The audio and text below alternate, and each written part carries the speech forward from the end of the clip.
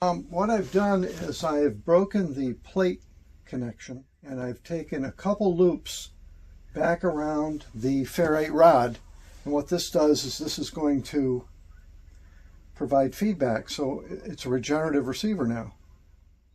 Along with more scattered showers and thunderstorms. Chances for storms Thursday and Friday. Warm and humid.